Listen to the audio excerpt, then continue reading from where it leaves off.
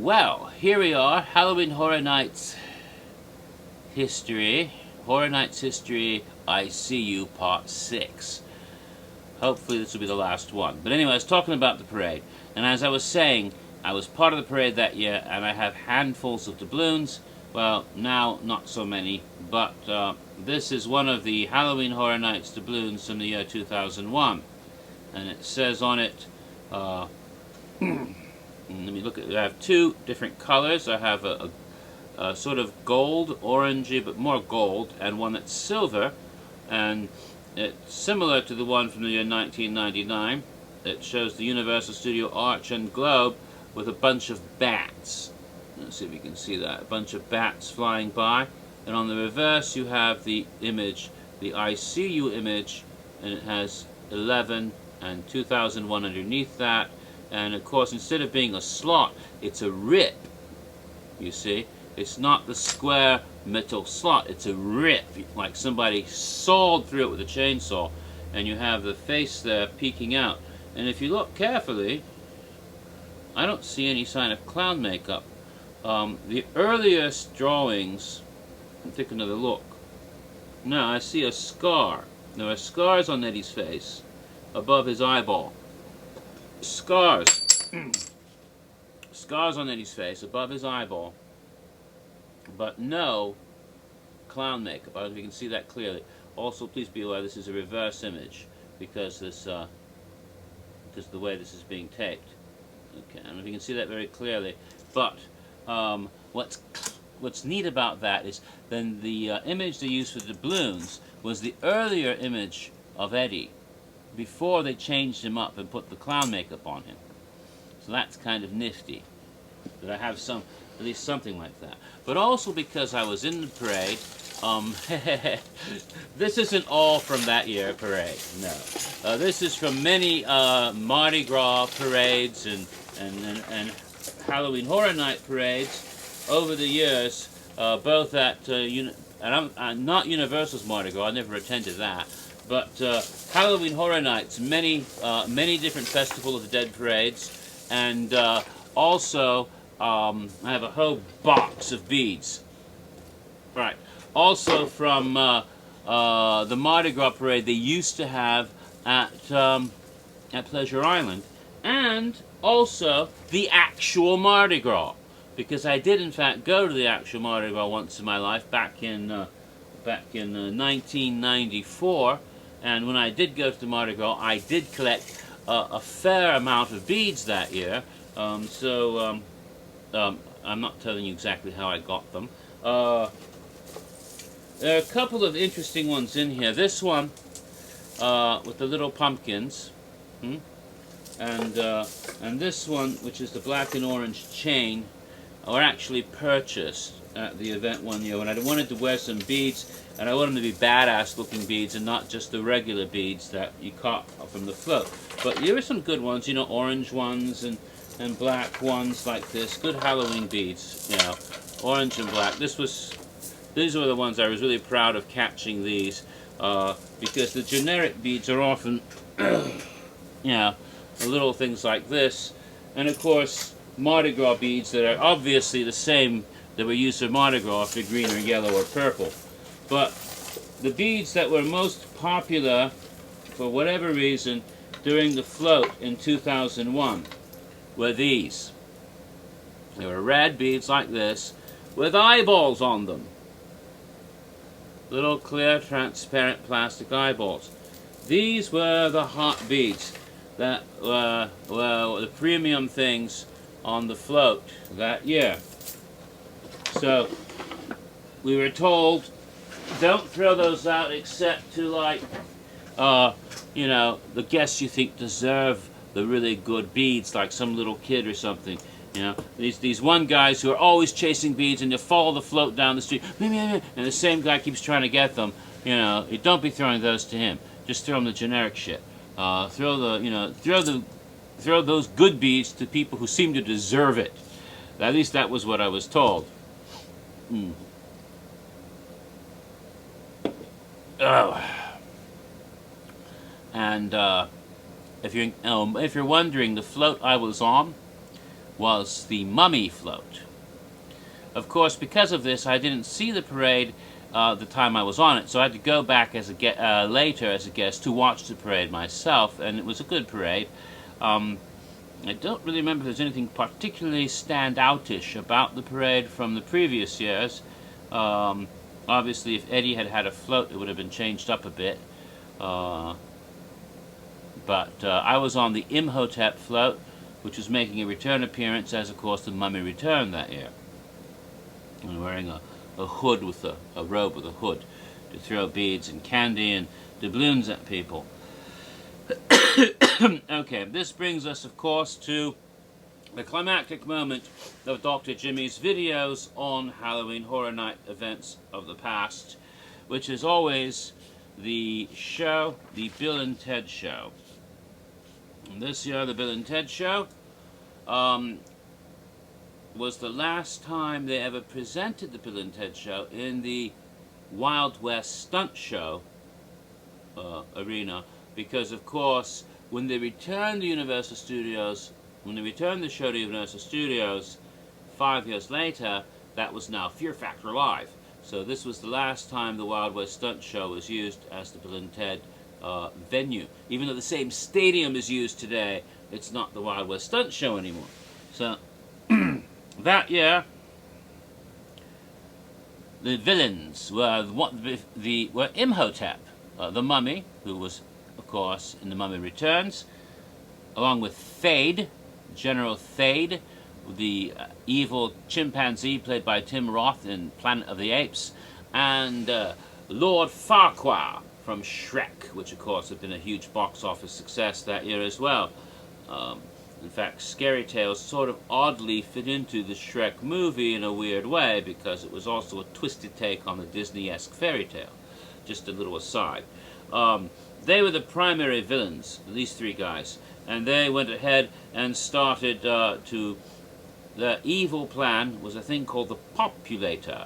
Now, Populator, is that to populate with people? No, it was to steal pop stars from history and then make them your own. And so basically it was your Kidnapster idea with a different name. Well, the show had an awesome opening. It took a while before it got around to Bill and Ted, but one of the most awesome opening that I've ever seen. I don't know if you remember, but if you're old enough, you remember 2001, but there was a hit music video from a song called Weapon of Choice. You know, remember, if you walk without rhythm, you won't attract the worm. That's a line from Doom that was a lyric in the song, but it's Christopher Walken, you know, who would later become a part of Disaster, but this was still before that. Christopher Walken, long before he was just a weird actor, he was a Broadway showboy. He was a song and dance chorus boy on Broadway, and so he has the moves.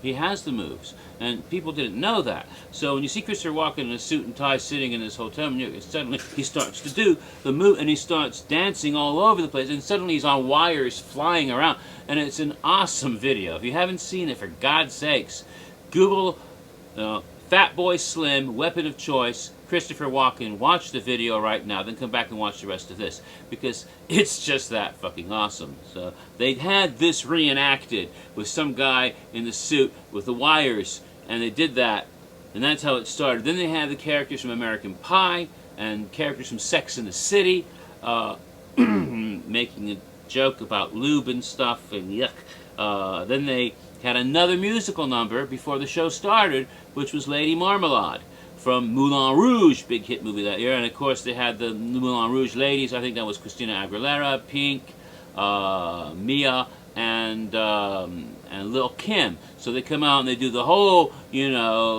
Lady Marmalade number from the Moulin Rouge soundtrack. Then, of course, the phone booth would appear, and out of the phone booth is not Bill and Ted, it's Jay and Silent Bob. Yeah, that was the year Jay and Silent Bob showed up and were mistaken for Bill and Ted by a lot of people, including the villains, who were going to use them for the thing. So Jay and Silent Bob are there. Then, of course, Bill and Ted do show up in one of the formula cars from Fast and the Furious, just to throw another movie reference in. So, of course, you have the villains with their plot, and the heroes. And the heroes included the gingerbread man from Shrek, Harry Potter, which I think they called him Harry Pothead, making a dope joke which fits in with Jay and Silent Bob's Blunt Man, who was also one of the heroes.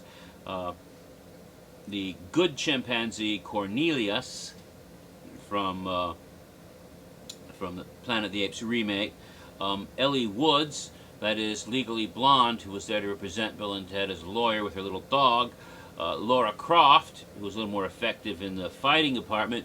And of course, Ace and Gary, the ambiguously gay duo.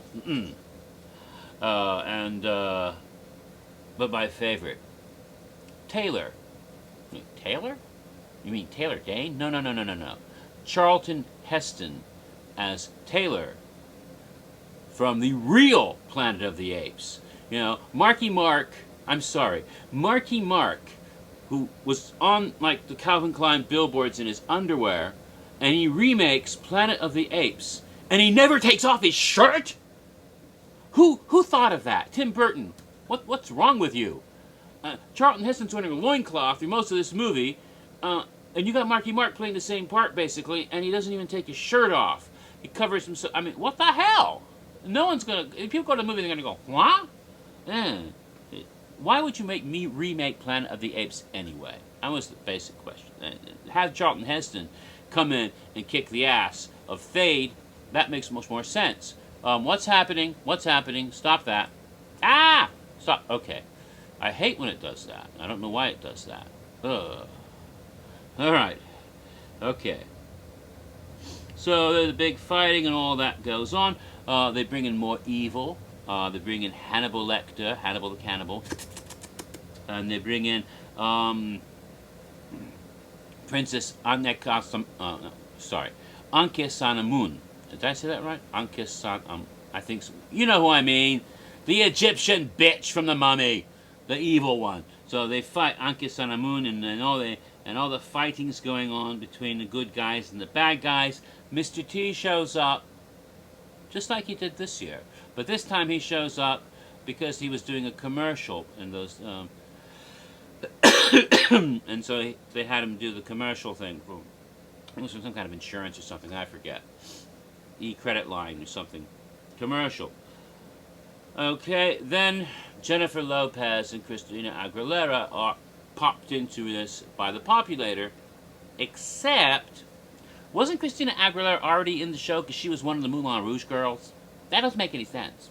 ILO? Because he must have been right. He wrote 9 of these shows, so that means, or was it ILO? Let me think. Math. 91, 2, 3, 4, 5, 6, 7, 8, 9, 10. Oops, sorry.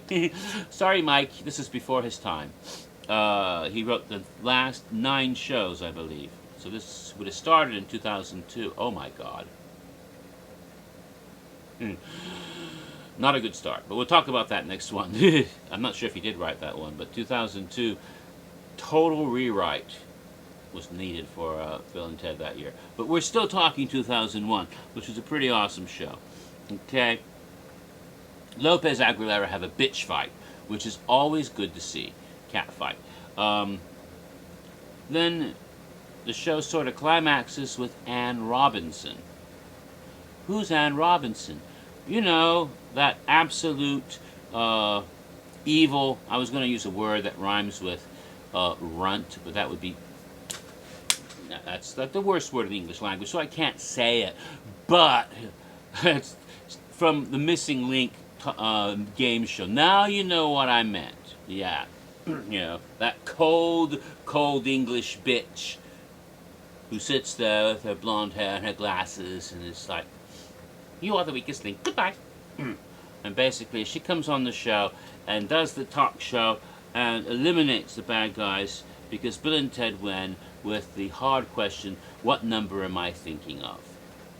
69, dude! And so they win.